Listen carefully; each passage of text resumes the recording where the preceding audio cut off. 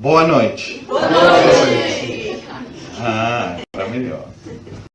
Meus amigos, é com muita felicidade que encontro-me pela primeira vez nessa casa espírita, neste ponto de luz, para a gente trocar algumas experiências, conversar um pouquinho. E eu queria dizer o seguinte, pois eu mesmo, já morando 19 anos no Brasil, ainda continuo com este sotaque. Quero pedir até desculpas se durante a nossa exposição eu cometer alguma falha, algum erro, que vocês possam me corrigir. Tudo bem? Tudo bem. Falo isto porque o meu filho me diz assim: meu pai, você está tanto tempo no Brasil e ainda não fala direito português? E eu falo: pior que isso, meu filho, eu estou até esquecendo o espanhol. É que eu vou ficar mudo. Mas muito bem, meus amigos. É com muita alegria que estamos aqui, pois vamos falar do Evangelho, doutrina espírita, Evangelho, boa nova, boa notícia. E uma boa notícia se dá com alegria. Muito bem. Antes de iniciar, eu queria contar uma experiência que eu tive. Eu estive durante 12 anos na Federação Espírita Brasileira, no Conselho Espírita Internacional, e tive a oportunidade de conhecer mais de 20 países o movimento espírita.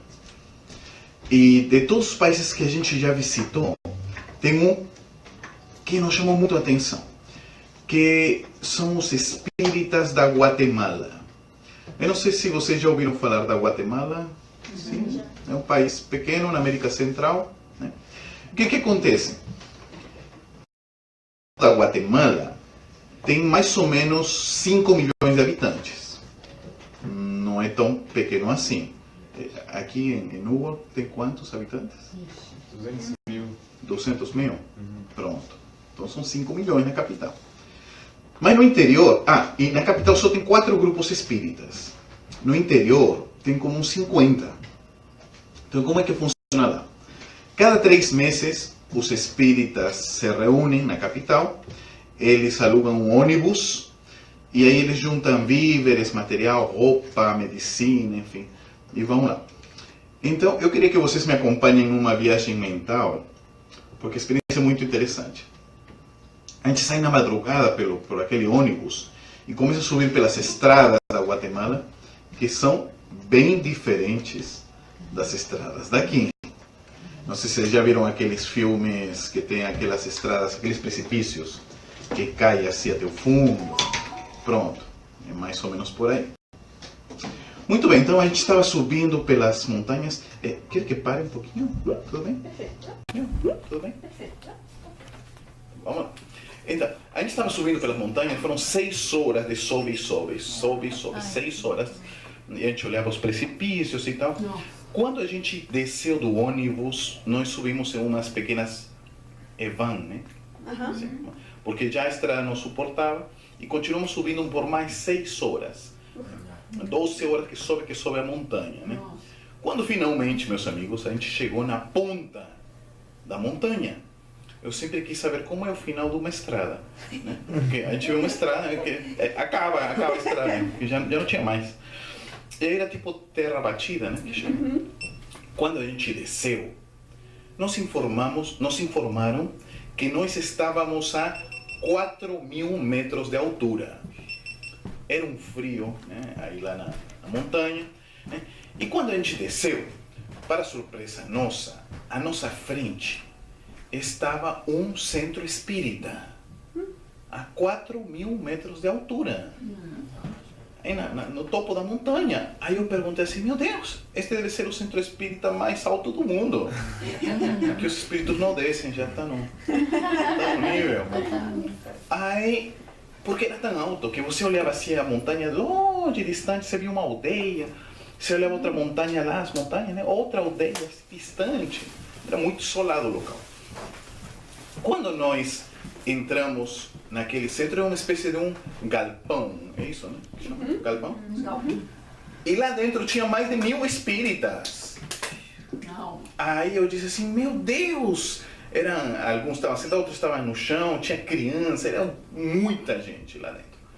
Só que me chamou a atenção é que do lado de fora não tinha um carro. Aí eu perguntei, ué, como assim? De onde viram essas pessoas? Porque, né, a gente veio de ônibus, mas e essas mil aqui? Não tem um carro lá fora. Aí eles me contaram, Luiz, eles vieram a pé. Falei, ué, a pé? Mas como? Porque estou vendo, né, distante. 2 ou 3 dias para vir, 2, 3 dias para voltar. 6 dias. Nossa. Falei, ué, mas e onde que dorme esse pessoal? Eu vi que todos tinham alguns mantos, não sei se viram alguns documentários, o pessoal da montanha, os mantos. Tinha uma senhora de uns 90 anos que andava com um papelão dobrado. E eu perguntava assim, para que tem esse papelão? É porque quando eles estão vindo ou voltando, a noite chega, né, o sol sai, esticam os mantos ou desdobram o manto, o papelão, se deitam como colchão. Aí sai o sol no dia seguinte e continuam caminhando. 2, 3 dias para ir, 2, 3 dias para voltar. E mais, lá a palestra começa meio-dia, 1 da tarde. E vai lá. Éramos 3 companheiros, a gente se revisava um, revisava outro. Dava 8 da noite, a gente fez um lanchinho e continuamos lá. Quando era 1 da manhã, a gente já, que hora vai terminar? E o pessoal fala, pode ir. Porque a gente não sabe quando terá uma nova palestra espírita. Então vocês podem ir até 2, 3, 4 da manhã. Mas ainda não foi isto que mais me chamou a atenção. Eu observei o presidente do centro espírita.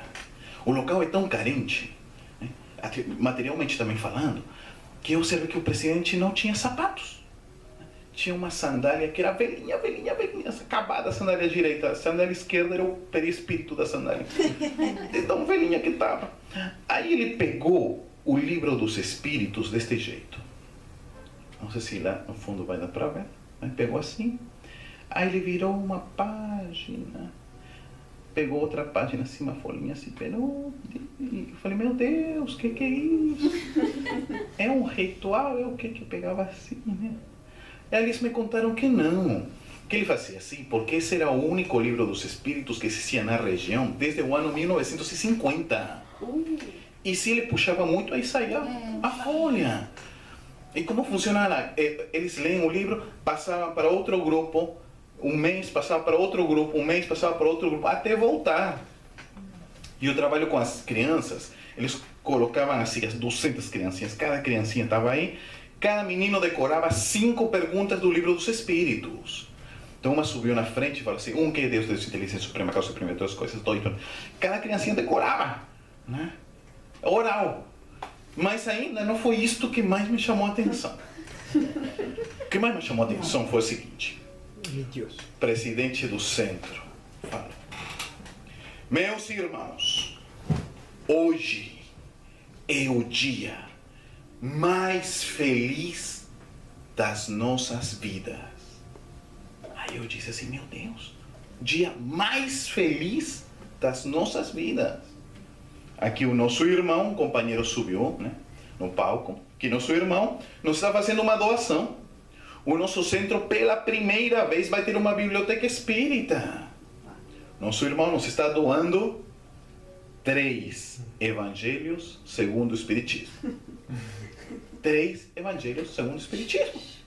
Aí ele se levantou, abraçou ele, saíram umas lágrimas, as 1000 pessoas em pé batendo palmas. Por 3 evangelhos segundo o Espiritismo. Aí eu disse assim, meu Deus, como a gente, às vezes, no Brasil, em outros países, é tão rico e não sabe. Mas esse é o evangelho difícil. A gente vai falar do evangelho fácil. Porque o que acontece? A diferença de alguns companheiros, eu conheci a doutrina espírita no meu país, que é o Peru, antes de existir um centro espírita lá. Então eu comecei a conhecer as obras de Allan Kardec, que achava o máximo. Eu tinha entre 16, 17 anos, e eu lia Kardec, e aí na minha mente fértil eu imaginava um super-herói, sabe? Que tipo, pesquisava com os médiuns, iba lá, tipo Sherlock Holmes, sabe? Iba lá, estava assim, puxa, achava o máximo Kardec. Aí, eu lembro, nessa época chegou até mim uma revista espanhola, que não era espírita. A revista espanhola falava assim: entrevista a um médium espírita brasileiro. Aí eu falei assim, olha que legal, tem, né, tem espíritas em outros países. Olha, quem estava, né, de fora, né, me sentia isolado. E eu falava assim, entrevista ao médium Divaldo Franco. Era a primeira vez que eu ouvia falar desse nome, Divaldo Franco. Aí falava assim, a repórter perguntou, senhor Divaldo Franco, diga-nos, o que é ser espírita? E eu, que estava começando a estudar a doutrina espírita, eu também queria saber o que é ser espírita. E o Divaldo responde. Vocês querem saber? Sim? Querem saber? Sim. Eu estou segurando o ibope aqui. Muito bem. O que é ser espírita? Diz Divaldo.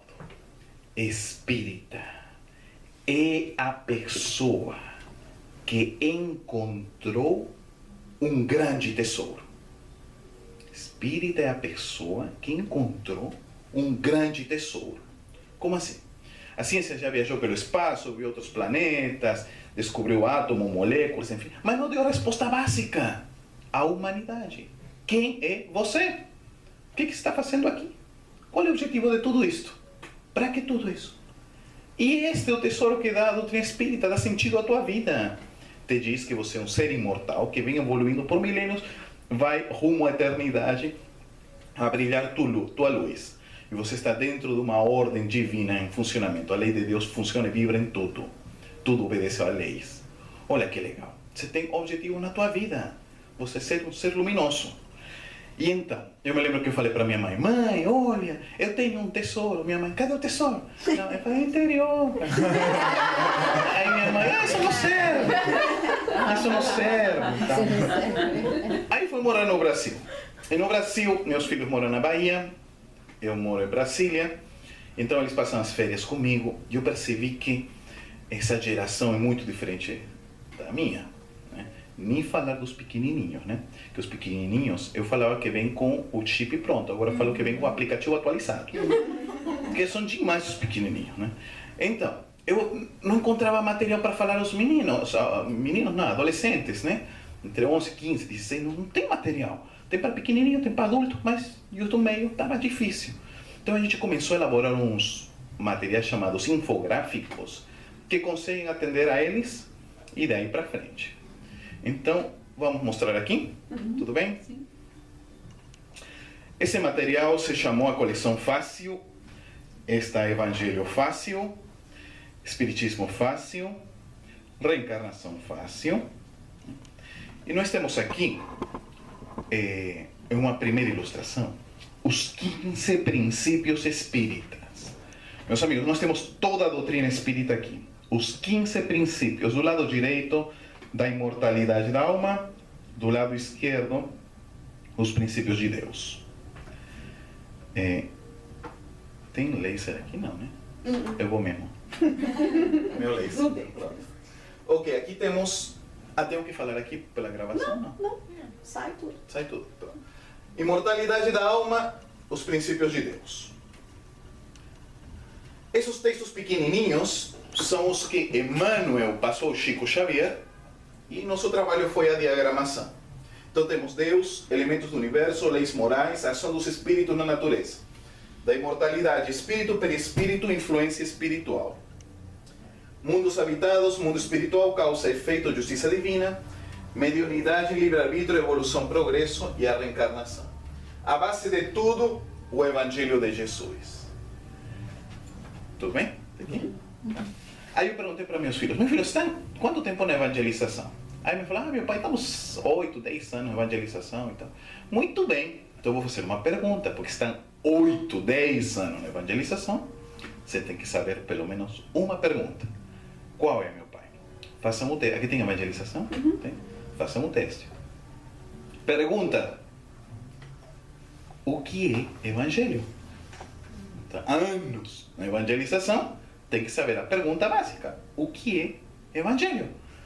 Aí meu filho mais velho me fala assim, meu pai, evangelho é a boa nova. Muito bem. E o que é a boa nova? É o que falou Jesus. E o que falou Jesus? É do amor. E o que falou do amor? É o que está escrito aí no Evangelho. Aí ele me deu uma volta. Ué, peraí, você não está sabendo nada? Não. Então vamos tentar aqui, agora nosso tempo está menor, mas vamos tentar comprimir, fazer uma rapidinha do Evangelho. Vamos lá. Fonte, fico um pouco nervoso assim, mas vamos lá. Fonte, o livro A Caminho da Luz, Espírito Emmanuel, Médium Chico Xavier. Emmanuel conta no primeiro capítulo que ele e os espíritos que são mais adiantados, que estudam, lá no além existem espécie de escolas do além, universidade do além. Então eles se treinam, se preparam, que a gente acha que nossos guias estão aí de férias, não, estão trabalhando, estudando. Então, ele trouxe uma informação que chama da ciência de todos os tempos. Então, Emmanuel trouxe essa informação, o Chico psicografou e a gente ilustrou. O que fala Emmanuel no primeiro capítulo? Ele conta o seguinte, vocês estão vendo aqui o Sol? Sim. Os planetas? Emmanuel disse que quando o Sol estava em formação e tinha uma nebulosa em torno dele, existia uma comunidade de espíritos puros que se reuniu pela primeira vez em torno do Sol. Esses pontinhos branquinhos aqui são as equipes dos espíritos puros. E Emmanuel conta que se reuniram pela primeira vez e eles decidiram a formação dos planetas. Um desses espíritos puros era Jesus. Segundo Emmanuel, esse planeta que estamos pisando agora, antes de existir, já existia o Espírito Jesus na condição de formar planetas. Tá bom? Emmanuel continua. Os planetas se criaram, se solidificaram, chegou a vida nos planetas e existiu a segunda reunião dos espíritos puros, onde eles decidem a vinda de seu espírito construtor na Terra. E isto só vai acontecer quando exista no planeta uma humanidade com a mínima, um grupinho humano, com a mínima condição mental e no coração de poder entender que existe um mundo maior ao qual devem ser colocados todos nossos esforços, toda a nossa energia. Este mundo maior é o que Emmanuel chama, é o que Jesus chama do reino dos céus. E o Evangelho? O Evangelho seria a linguagem dos espíritos puros. Tudo bem? Vamos lá. Maioridade terrestre. Aqui nos Estados Unidos, com quantos anos a pessoa tem maioria de idade? 18? 21? 18 já pode votar. 21 é para beber. Mas não pode beber. Tá, então é... Mas é 18. 18. Legalmente, 18, Legalmente você 18. já é nossa. Como no Brasil. É. 21. Só por Muito bem. Ok. O que Emmanuel conta? Que a Terra vai completar seus 18 ou 21 anos de vida cósmica. Deixa de ser adolescente para ser adulto jovem. Este é o momento. Ano zero, sim? 6 séculos antes de Cristo, 6 séculos depois, 12 séculos. Este é o período da implantação do Evangelho no planeta. Porque logo depois vem outro período que Emmanuel chama das trevas ou da besta do Apocalipse. Eu fazia palestra na cidade de Santos, São Paulo, e quando eu falei isto, as trevas, besta do Apocalipse, uma senhora fala assim... Aí eu falei, não, já passou, tá, gente? Aí a senhora... 1870, terminou. A gente está em outro período da transição do planeta, é outro momento. Vamos lá. Emmanuel conta que a força da luz começa a enviar diversos mensageiros para fazer uma limpeza psíquica no planeta antes de Jesus. Aqui estão os mensageiros. Estão vendo aqui a Europa? Está para ver? Mais ou menos. Ásia. Pronto, Emmanuel conta que para o Ocidente, Jesus envia o espírito mais luminoso que já pisou o planeta depois dele. Sócrates. E logo vai vir aqui Platão, Aristóteles e outros. E Alexandre Magno, o Grande, vai levar o conhecimento para todo o mundo conhecido. E em Oriente, Emmanuel cita 3. Lao Tse, Confúcio e Buda. Aí eu perguntei para meus filhos, vocês já ouviram falar do Buda? Meu filho me falou, meu pai é aquele Deus gordinho, né? Que você faz um carinho na barriga e dá sorte. Aqui também tem isso? Quem que criou isso, meu Deus? Muito bem. Eu falei Confúcio, meu filho, é o que criou a confusão. Não é bem assim, não, mas tudo bem. E o Lao Tse, esse daí meu pai nunca ouviu falar. E eu reconheço que eu sabia muito pouco. Aí fui pesquisar um pouquinho. Os detalhes. Taoísmo, confucionismo, budismo, doutrinas socrático-platônicas, todas têm a mesma fonte. Todas são a prévia do Evangelho. E a gente achando na Terra que são doutrinas contrárias. Mas é o mesmo. Tudo é o mesmo. Faladas em idiomas e lugares diferentes. E tem um detalhe sobre Lao Tse. Eu descobri na pesquisa que Lao Tse foi mestre de Confúcio. Aí fui a ver sua filosofia, achei tão incrível. Vejam só. Eu vou falar uma frase que disse Lao Tse. Eu vou falar só uma vez, mas quero que vocês percebam o nível filosófico de Lao Tse. Lao Tse disse: as palavras sinceras não são agradáveis. E as agradáveis não são sinceras. Vou repetir. As palavras sinceras não são agradáveis. E as agradáveis não são sinceras. Aí eu me lembro quando algumas moças postam uma foto no Facebook e as amigas dizem: linda! Arrasou! Não sei o quê! Tá? Aí vocês se lembram do Lao Tse, tá? Muito bem, meus amigos, estamos aqui no momento mais fantástico da história do nosso planeta. O Cristo vai estar aqui conosco, foi há 2000 anos, foi ontem. Né? Emmanuel cita muita coisa, mas eu vou falar só 2. Aqui a primeira, a manjedoura, e aqui o momento mágico, que ele traz seu código para nós tornarmos anjos. Em outras palavras, o Cristo vai trazer o código para a gente dar o próximo passo na evolução. Agora, nós chegamos até aqui, e daqui em diante a gente já tem o método, a dica seria, assim, para a gente dar o passo seguinte. Com a manjedoura, começa Emmanuel falando que Jesus nos traz a mãe das virtudes. Sim, as virtudes, a mãe de todas. Amigos espíritas, qual é a mãe das virtudes?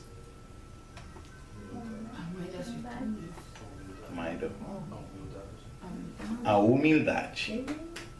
Bem. Detalhes, Emmanuel. 2. Este é um momento fantástico. Aqui estamos. Vou fazer um ultra resumo, tá?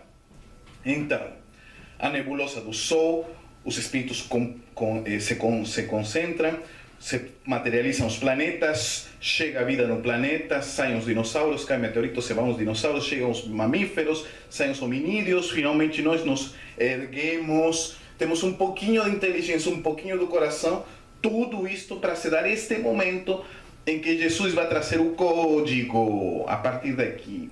Código para nós tornarmos anjos. E o que acontece? Como a proposta é ser fácil, colocamos aqui as 10 sentenças do Cristo de forma fácil. E vejam o detalhe. A primeira de todas é a humildade. Não é por acaso, porque é a mãe delas. Não adianta, esta é a mãe de todas. Vejam só. Humildade, perdão, bondade, justiça, caridade, pureza, paz, resignação, fé e alegria. Afinal, o Evangelho é alegria.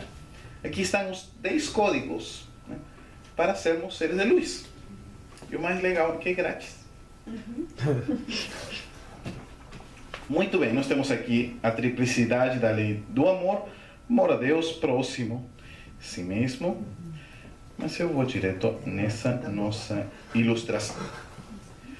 Meus amigos, eu apresento a vocês o mapa do amor. Eu me lembro que em São Paulo também falei, o mapa do amor. Aí uma moça fala assim, é! Aí eu disse, o mapa do amor segundo o Evangelho, segundo o Espiritismo. E a moça, então tudo bem. Mapa do amor. Todas as doutrinas, filosofias, religiões têm um único objetivo: a nossa iluminação. Se a filosofia, a doutrina, seita, a religião, o que for, te ilumina, é boa. Se não te ilumina, não está com a luz. Sim? Simples dedução. Muito bem. Os espíritos o que falam? Que nós temos dois inimigos. O espírito superior nos fala, né? O orgulho e o egoísmo. E nós temos os dois braços do amor: caridade e a humildade. Diante desse conceito, né, o Evangelho seria como o combustível que permite a expansão do amor.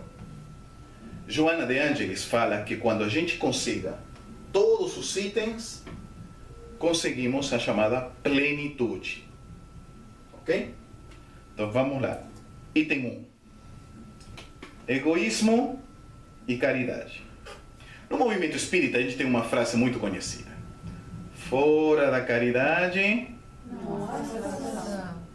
fora da caridade, a salvação. Todos conhecem. Caridade, like, boa? Egoísmo, ruim. Tudo bem aqui? A pergunta é: por que a gente ainda não é feliz? O que está acontecendo? Eu vou apresentar aqui um dos probleminhas. Humildade, irmã gêmea da caridade, mãe das virtudes, proposta do Cristo. Orgulho, pai dos defeitos, irmão gêmeo do egoísmo, proposta das trevas.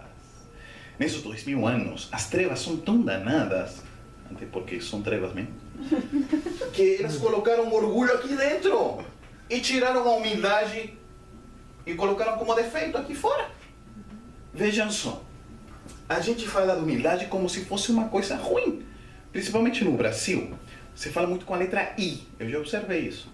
Pessoas falam como coisa ruim, falando assim, aquela pessoa é humilde, humilde.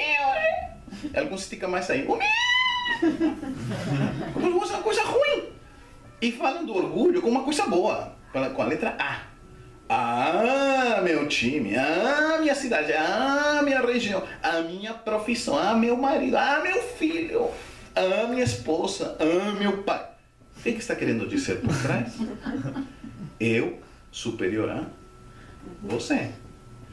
Então eu estava fazendo uma palestra falando disto. Tinha uma menina entre 9 e 10 anos que me levantou a mão e falou assim: tio, pergunta. E eu lhes confesso que quando eu vejo uma garotinha me levantar a mão, eu me tremo todo, porque essas meninas vêm hoje tão diferentes.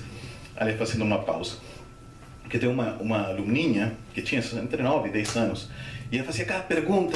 Uma vez me disse assim: pergunta. Eu falei: qual é a pergunta, meu Deus? Qual é a pergunta? Em nosso lar, sim? Nosso lar, sim. Em nosso lar, existe McDonald's? Da onde você me tira essas perguntas, menina? Muito bem, voltando aqui. Me desencarnou e está querendo comer. Muito bem. Então, a menina me pergunta assim: tio, pergunta. Eu falei: qual é a pergunta? O que é humildade? Eu falei assim: gente, eu estou fazendo palestra disso e não sei o que é humildade. Aí eu fui pesquisar. Humildade vem do vocábulo humus. Humus, que é aquele adubo que você coloca nas plantas, deixa todas iguais. Logo, a pessoa humilde é a que olha o outro seu igual. Assim é simples o conceito.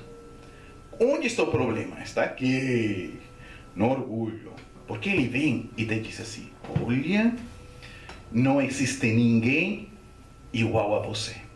Você já foi criado superior aos outros. Olha, e te faz acreditar, orgulho entra em 4 fases. A primeira, te faz acreditar que você já, por alguma graça divina, por alguma coisa que você não sabe o que é, já te fez superior ao outro. Aí você olha, eu sou superior, vê uma planta, vê um bichinho, vê outra pessoa, eu já sou superior. Te faz acreditar. que não existe reencarnação, porque você não vai voltar em situação inferior, por exemplo. Então, ele te começa a dizer isso. Se alguém pisa teu pé, você não perdoa, porque o outro não é teu igual, não é? Não é teu igual, não perdoa. Mas aí, vai a segunda fase. O orgulho te diz, você é superior ao que está aqui do ladinho. Só que o orgulho entra para outra pessoa também. Você é superior do lado. E entra outra, você é superior do lado. E entra uma praga, e entra nas cidades, entra nos países, todo mundo achando que é superior ao outro. E se por acaso você encontrar que o outro tem alguns atributos acima de você, você vai tentar buscar um erro. Olha o cabelo, olha a barriga, olha a narinha, olha aqui, assim, olha, né? Tem que baixar. É terrível, né? Terrível. Mas o orgulho entra na fase 3. Ele te diz assim, você é superior ao conjunto. Ou a cidade, ou ao grupo, ou a família, você é superior ao conjunto. Então, por exemplo, você está na rua, né? Aí você tem uma fila, né? Aí você passa com o carro e fura a fila. Aí todo mundo, os outros que são bestas. Eu não. Quer dizer, eu que sou acima de todos, né? Eu não. Né? Você joga o lixo na rua, os outros que obedecem a lei. Eu que estou acima de toda a lei, eu não. Então é terrível. Quebra a sociedade. Mas vem no quarto nível, que é o pior. O orgulho entra e te cega. Vocês já viram O Senhor dos Anéis? Vocês lembram do Sméagol? Que colocavam aí. Aquele, vocês lembram? Aquele bichinho. Pronto. Bichinho não era, né? Era um... Sei lá. A gente vira um Sméagol, né? Porque o poder, o orgulho que te cega totalmente. Não te deixa ouvir conselho de ninguém. Porque você está acima de tudo. Porque o orgulho te diz assim. Você é superior a Deus.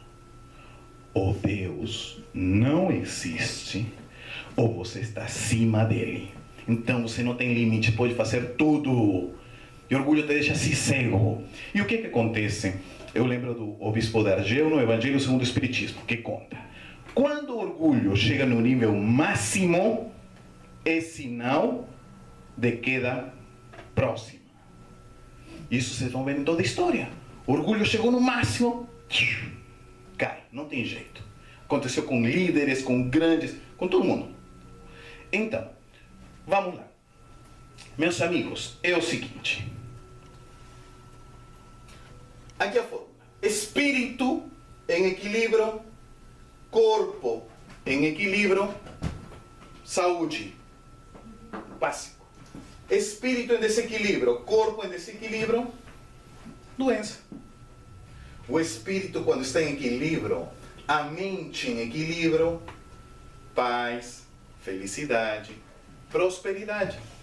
O espírito em desequilíbrio, a mente em desequilíbrio, tristeza, infelicidade, depressão. Então o Evangelho é o santo remédio para a nossa transmutação, para a nossa melhoria interior. Muito bem, então vamos à nossa última ilustração, que é esta daqui. Evangelho e o futuro. A gente falou do passado, presente, agora o futuro. Permita contar o seguinte, como o nosso tempo está um pouquinho curto, contar uma experiência que é a seguinte. Eu não sei se aqui, por acaso, alguém é da Bahia. Não? Não tem nenhum baiano? Hoje não. Hoje não. Não, né? Muito bem. Eu vivi uma experiência que é mais ou menos assim. Meus filhos moram no interior da Bahia e eu passo, às vezes vou para lá ou eles vêm. Vocês já ouviram falar da cidade de Juazeiro? Sim. Sim, Juazeiro. Tem Juazeiro, tem Petrolina e no meio o Rio São Francisco. Aliás, agora na época do forró, do São João, se escuta as musiquinhas. Tem Juazeiro, Petrolina, pronto. No meio tem um Rio São Francisco. Então eu fui lá em Juazeiro e eu falei com meu filho assim, meu filho, sabe que aquele sol que está fazendo hoje está tão... Vamos tomar um banho no rio? Ele falou, vamos, meu pai. Aí estava com meu sobrinho, né? Aí eu falei, você também? Vamos, fomos os três. Aí fomos no Rio São Francisco. Só que a gente levou uma bola para jogar vôlei, né? E a água estava assim, baixinho, baixinho. Eu falei, meu filho, a gente está se queimando aqui, vamos entrar um pouquinho mais? Aí pronto, a gente entrou um pouquinho mais. A água estava por aqui. Eu falei, meu filho, ainda está baixo. Vamos entrar um pouquinho mais. Tá. A gente entrou por aqui, Falei, sabe o que, meu filho? Entra um pouquinho mais, porque a gente consegue... Ah, tudo bem. A gente, quando a água estava por aqui, eu estava com a bola, né? Eu senti que a correnteza começou a me puxar. E eu estava com a bola e a correnteza estava me puxando, me arrastou, e eu percebi que já não pegava o chão. Falei, ué, caramba! Quando eu vejo meu filho fazendo assim, né? E eu pergunto, e o Bruno, meu sobrinho, o Bruno, cadê ele? Meu filho faz assim. Ai. O que é isso? Está embaixo da água. Como que está embaixo da água? É que o Bruno não sabe nadar. Meu Ué, Deus. você me conta isto aqui no meio do rio. Por que acontece? Que o menino, né, muito obediente, me seguindo, assim foi a água, ele foi subindo, passeando, né? Ele estava embaixo da água. Né? Eu falei assim, meu Deus. Aí, este é o nível do rio, né? Aí eu vejo assim. Sai. E desaparece de novo. Falei, Bruno, meu Deus, Bruno. Aí de novo. Aparece. Desaparece totalmente. Falei, meu Deus, o seu menino está desencarnando aqui na minha frente. O que eu faço? Aí tá com a bola, né? Eu falei, Bruno, segura a bola. Aí joguei, né? Aí ele me segurou a bola e a bola foi embora. Falei, meu Deus, era a última saída. Não tem agora. E agora? Aí eu me lembrei de um seriado americano que tinha, passava no Peru, que no Brasil é SOS Malibu, não sei se alguém lembra, era Baywatch aqui, pronto. Aí eu me lembrei desse seriado, e eu lembrei que quando uma pessoa está se afogando, tem que puxar por aqui, né? Aí eu me aproximei, falei, eu mesmo vou ajudar. Aí o menino saiu, aí eu peguei assim o pescoço, puxei para cima. O problema é que eu só assisti um capítulo desse seriado. Aí eu não lembrava, mas o que tem que fazer? Aí ele, mas espera, e agora? E aí, os dois embaixo da água. A diferença do água do mar é que te puxa para cima, do rio não. E aí tem correnteza e os dois embaixo da água, arrastando. Eu falei, meu Deus, e agora? E eu com o menino aqui, o menino, e agora? Situação, fração de segundos. Nossa. Eu disse, se eu solto o menino, ele desencarna. Mas se eu não solto, os dois desencarnamos. Ou dilema. Aí eu puxei forças para cima, lá na orla, gritei assim, ajuda, ajuda. Novamente para baixo. Falei, gente, situação, perdo o controle. Não tenho mais força assim agora. O que é que eu vou fazer? Coisa que espírita pensa nesses momentos. Olha, eu pensei isto. Falei assim, não acredito que no mundo espiritual, antes de reencarnar, na hora de fazer o contrato, eu coloquei, vou desencarnar no Rio São Francisco. Eu falei, e ainda assinei isso, meu Deus, que burro, eu assinei isso. Aí novamente puxei uma força e disse assim, ajuda, ajuda. Para baixo. Eu falei, gente, agora sim, não tenho mais força, não tenho mais jeito. Comecei a engolir um pouquinho de água, falei, gente, é o fim. E eu disse assim, vou pedir ajuda ao doutor Becerra de Menezes. Eu falei assim, doutor Becerra, me ajuda, doutor Becerra. Porque quando a gente está em terra firme, às vezes a gente não lembra dos amigos espirituais, mas lá embaixo é o primeiro que vem. O doutor Becerra, me ajuda, doutor Becerra. Eu falei, meu Deus, não tem mais como. Aí eu falei, pronto, não vou soltar o menino, né? Se é para ser, não vou soltar. Mas aí eu disse, olha só, né? Aí eu pensei, eu já vi uns documentários que falam das experiências de quase morte, não sei se alguém já viu, que tem um túnel, não sei se vocês se lembram. Eu falei, pronto, pelo menos grátis não vai ser, né? Eu vou ver o túnel, o famoso túnel, né? Aí engolindo água, eu falei, pronto, cadê o túnel? Pelo menos quero ver o túnel, né? Porque o túnel tem que aparecer aqui. Cadê o túnel, né? Aí consigo dar um último para cima. Não que apareça um salva-vidas e puxa o garoto. Eu falei assim, nossa, doutor Becerra, é rápido. Aí eu falei, eu também. Aí outro veio, me puxou, me levou até a orla, quando finalmente eu me deito, né? Eu disse, meu Deus, estava por um pouquinho assim. Porque, meus amigos, quando a gente passa por uma experiência perto da morte, a gente repensa a vida. Eu estou vendo aqui os companheiros, estão rindo e tal, né? Mas você não sabe o amanhã. Você pode amanhã acordar no umbral, digo, no mundo espiritual, né? Você imagina, você está dormindo, você acorda no dia seguinte, você, bom dia, Clarencio. Clarencio do nosso lado. Você não sabe o que vai acontecer. Então, diante disso, a gente fala, a gente tem tanta coisa boa, bonita da doutrina espírita, tem que levar isso para frente, não dá para segurar, não.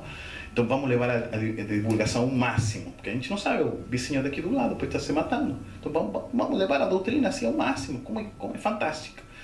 E então, quero contar o seguinte, quando, de algumas experiências que a gente teve mediúnicas, a gente teve uma muito especial, tem um amigo espiritual que de tempo em tempo aparece, me disse assim, Luiz, ano 2049, você vai pegar essa escrita, né? Essa mensagem, você vai ler de novo. Aí eu disse, espera aí, que eu já li o livro dos médiuns e eu sei que o espírito sério raramente dá datas. Tudo bem? Raramente dá datas. Aí fui perguntar ao nosso amigo Divaldo Franco, falei, Divaldo, quando um espírito te fala que algo vai acontecer no futuro, como você sabe se é verdade ou não? E o Divaldo me respondeu, fácil. E Você quer saber? Quando um espírito te fala uma coisa que vai acontecer no futuro, como você sabe se é verdade ou não? E Divaldo falou, fácil, como? Esperando que aconteça no futuro. Aí lá no futuro, aí você confere. Falei, puxa, então tá. Aí, meus amigos, 2049. Falei, ok, o que vai acontecer em 2049? A revelação. Qual é? E ele me disse assim, anota aí.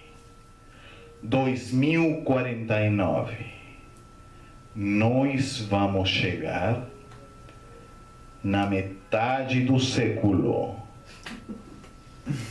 Aí eu disse, ué, peraí, isso todo mundo sabe, 2049 é a metade do século, não tem nenhuma surpresa.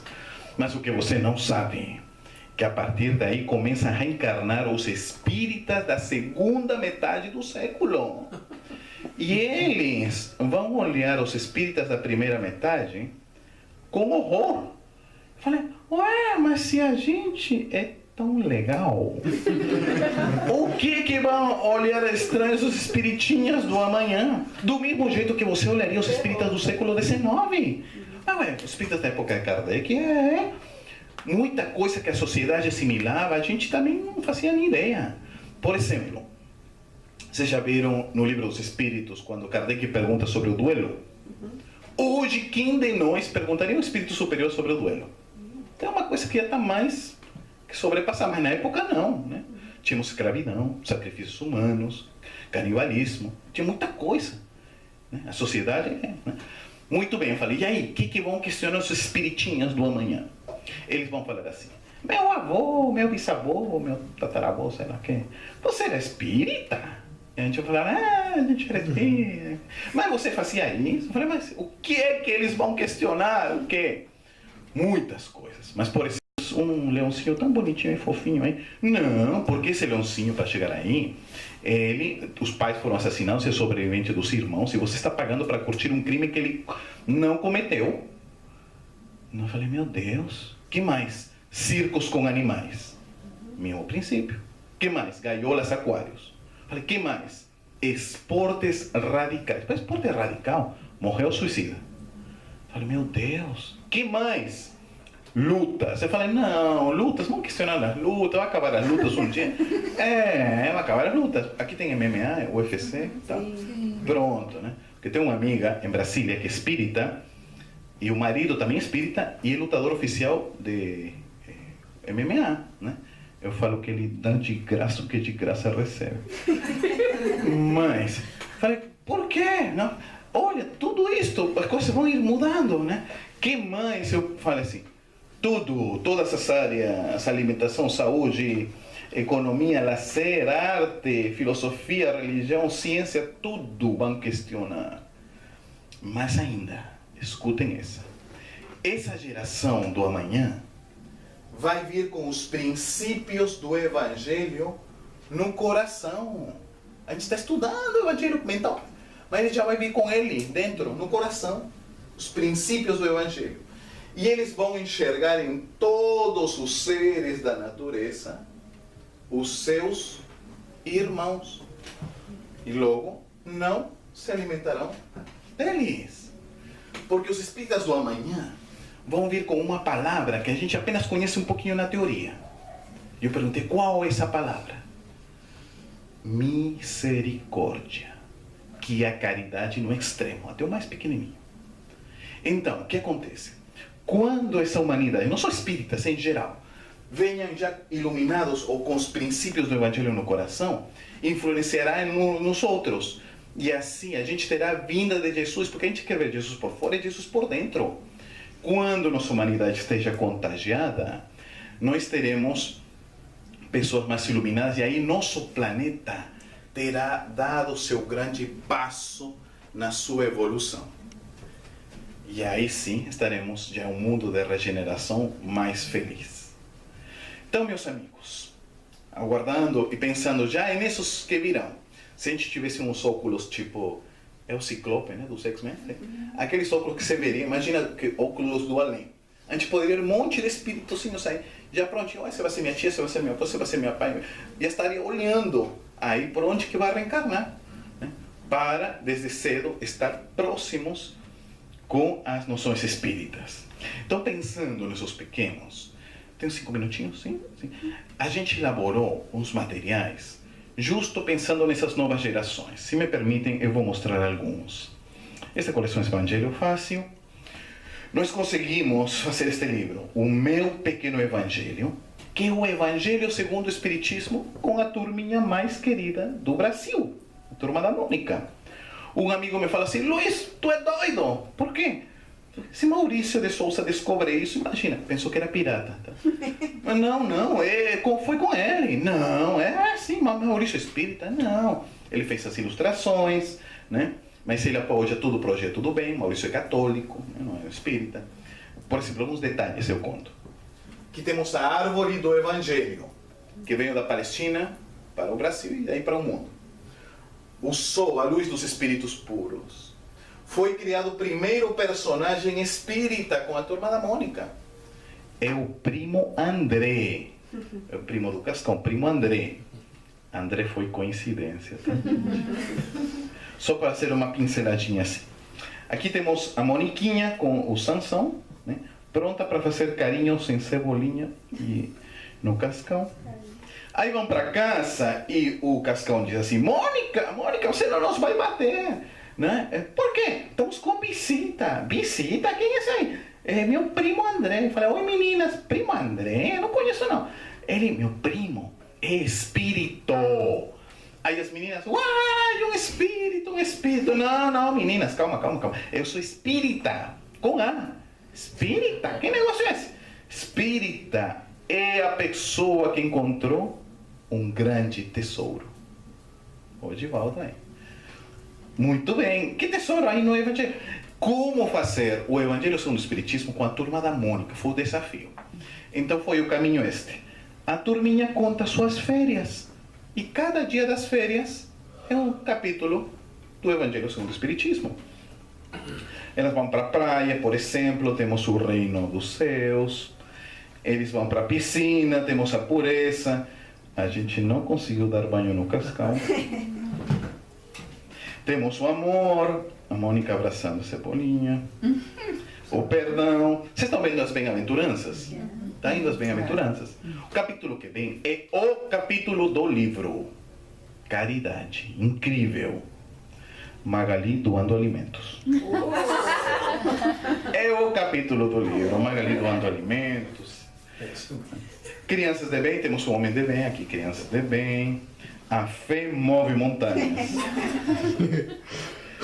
E finalizamos com a frase, o Evangelho Boa Nova nasceu no coração de Jesus para iluminar os nossos corações. E logo depois dessa série de livros com Maurício, nós conseguimos um outro contrato com nossos amigos da Warner Bros., que é a maior empresa de entretenimento do mundo, que é detentora dos personagens de Hanna-Barbera. Então, nós conseguimos fazer um livro com um dos personagens de Hanna-Barbera, que são estes. A turma do Scooby-Doo, viajando na casa das irmãs Fox. Aqui pertinho, E eles vão passar a noite na casa e justamente Scooby e Salsicha vão dormir no quarto das meninas Fox. E vão acontecer novamente todos os fenômenos, né? Então a gente reconta toda essa história novamente com a turminha do Scooby, né? E um projeto demorou 2 anos, mas finalmente saiu, né? Com apoio e aprovação dos amigos da Warner. E finalmente, agora tem um mês, junto com o Maurício, lançamos o livrinho do Chico Xavier e seus ensinamentos. Onde estão os maiores ensinamentos do Chico, 25, junto com a turminha da Mônica. Acho tão incrível, porque aqui, por exemplo, nós temos desenhado o Emmanuel com os traços do Maurício de Souza. Tem o Emmanuel, né, lá dentro. Tem as historinhas, vocês já viram um filme? As historinhas do avião, por exemplo, clássicas, a cachoeira e tal. Mas também tem umas historinhas inéditas. Eu não conheci o Chico em vida. Eu fui a Uberaba 4 vezes, gravamos com o filho do Chico Xavier, as pessoas que viveram com o Chico. Muitas histórias lindas, muitas são pouco conhecidas. Vocês conhecem a historinha do gatinho? O gatinho, posso contar? Sim, rapidinho. Então, é o seguinte, só para vocês terem uma ideia. Me contaram, eu não conhecia a historinha, que Chico Xavier tinha um gatinho chamado Pancho. Sim? Tinha um gatinho aí. Então, quando Chico, na madrugada, estava psicografando, as pessoas lá, ele ficava psicografando e tal. Aí o gatinho subia na mesa, né? E Chico psicografava, aí vinha o gatinho e começava a mordiscar a mão do Chico. Aí as pessoas falavam assim, oh, que gatinho chato, tá atrapalhando o Chico Xavier de novo, olha que tá... Aí o Chico fala assim, não, gente. O que acontece é que o gatinho, com sua percepção, ele está vendo os amigos espirituais. Então ele sobe na mesa e com o seu carinho para comigo, né, para o médium, ele está vindo e me quer dizer ao mordiscar, Chico, você não é uma máquina, Chico. Você tem que descansar também. Cuide do seu corpo, Chico. Cuide-se um pouquinho mais. Então, era o carinho do bichinho para com o médium. Mas só o Chico Xavier com essa visão para poder ver todo este ambiente. Então, como em pequenas coisinhas, o Chico tirava grandes lições. Então, foi pensando junto nisso, a gente transformou, lógico, que com a Magali, com o Mingau, a gente fez meio que a paródia e tal, né? Mas foram transformar essas lições do Chico com a turminha da Mônica. Muito bem, meus amigos, nosso tempo agora nos deu. E a gente queria agradecer o carinho de vocês e deixar uma frasezinha agora, quando vocês voltem aos seus lares. Vamos fazer o estudo do Evangelho. No pessoal, eu observei uma frase de Jesus que acho assim das mais lindas, talvez, que exista. Eu queria repetir essa frase para vocês. Jesus disse, brilhe a vossa luz. Em outras palavras, somos seres luminosos, apenas precisamos deixar essa luz brilhar. E eu me lembro de Joana de Ângeles, que uma vez, em uma página, ela conta que nós espíritas deveríamos ser como perfumes vivos. Onde você estiver, na escola, no trabalho, na fila, no metrô, onde você estiver, ser você, que ilumina ambientes, perfuma lugares, aromatiza espaços. Então agora, meus amigos, quando vocês retornem a seus lares, às suas casas, vejam seus amigos, esposas, filhos, irmãos, quem for. Lembrem-se de Jesus e de Joana. Brilhe a vossa luz. Deixem brilhar a sua luz. Muito obrigado.